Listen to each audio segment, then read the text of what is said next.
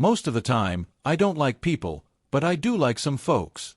Country music has always told stories about love, broken hearts, and friendships through songs that bring people together. But not all the famous singers got along with each other. Some really didn't like each other, just like their songs were deep.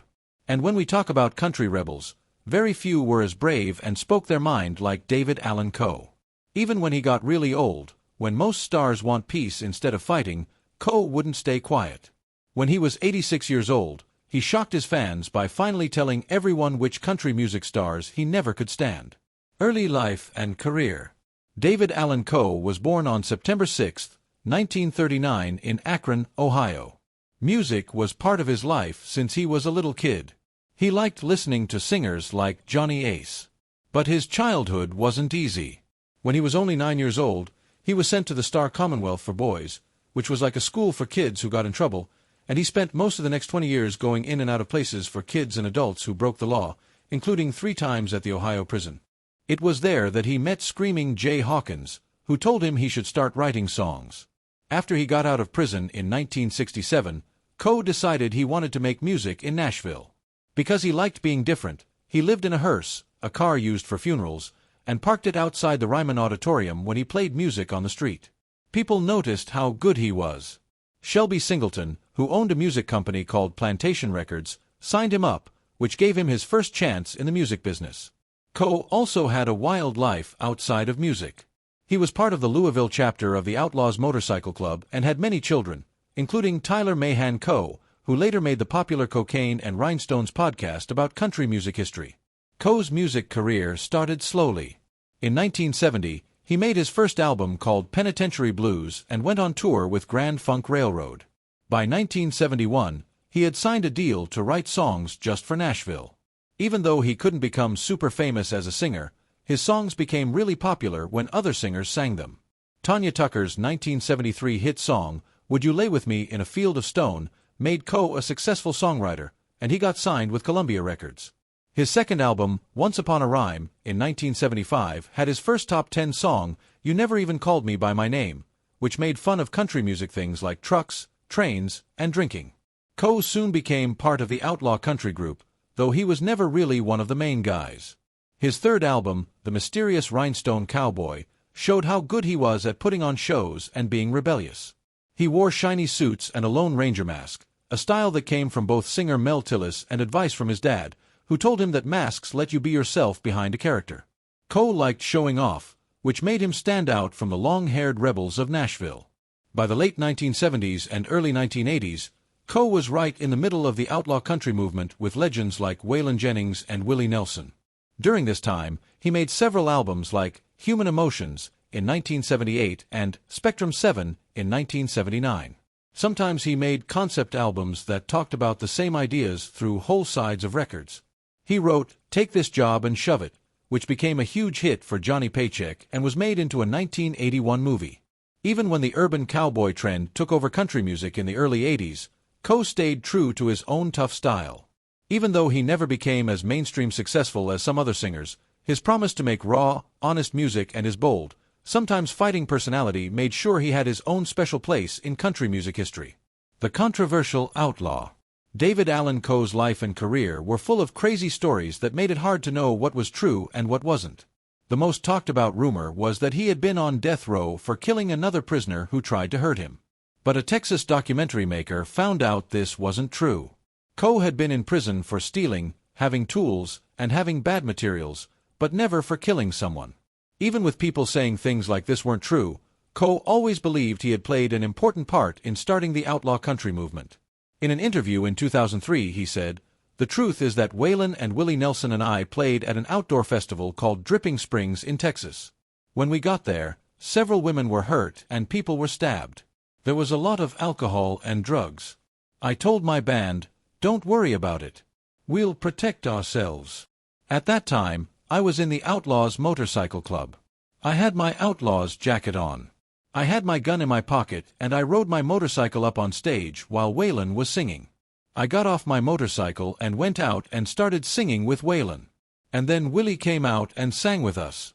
There was a picture of us in the paper that had an arrow pointing to the gun in my pocket and another arrow pointing to where it said, Outlaws, Florida. The headline said, "The Outlaws came to town." That's really how it all started. Coe never gave up on his life, his music, or his words, even if that kept him off the popular radio stations and away from award shows. On his 1977 album, Rides Again, songs like "The House We've Been Calling Home" talked about things like having more than one wife. While "If That Ain't Country," "I'll Kiss Your Behind" had a bad word about race in the lyrics. The song talked about a Texas family in very real detail, writing about his tattooed dad as a proud veteran and his oldest sister as a bad woman. Songs like this made some fans and critics angry who said he was racist, something Coe strongly said wasn't true.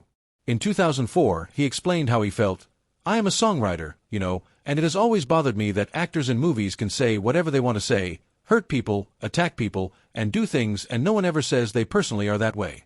But when you write a song, all of a sudden you are being accused of something. To me, songwriting is like painting a picture, and all you have to work with is words. I grew up hearing things like lazy as a Mexican, cheap as a Jew, working like a slave, or dumb as a rock. It's stereotype stuff that you hear growing up that right away puts a picture in your head." Even his 1986 Son of the South album, where Coe was shown holding a baby while wearing a Confederate flag, was criticized, but he added a note on the back to explain himself. "I was born in Akron, Ohio, and I moved to the South when I was in my early 20s, which made me a Yankee rebel son. I am not against anything or any place or any people. No matter what you've heard about me, there are two things I am very proud of. One of them is my son Tyler, who is my first son, and the other is my personal friendship with God. I am proud of that friendship, just like I am proud that my son was born in Nashville, Tennessee, and he is truly a son of the South." In another interview, Coe kept defending himself. "Anyone that would look at me and say I was racist would have to be crazy. I have dreadlocks down to my waist with earrings in both ears. And my beard is down to my waist. And it is in braids. I was in prison with 87% black people. I hung around with black people. And I learned to sing music with black people. It was weird that in prison the white guys called me a name for liking black people. And now I write that word in a song. And I am all of a sudden racist. It is pretty weird." Despite everything, Coe kept being himself, not willing to let controversy change the raw, honest voice that was his music. Coe's battle with the IRS and losing his songs. Like Willie Nelson and Jerry Lee Lewis, David Allan Coe had his share of fighting with the IRS, the people who collect taxes. For him, sadly, that fight cost him big time, his songs.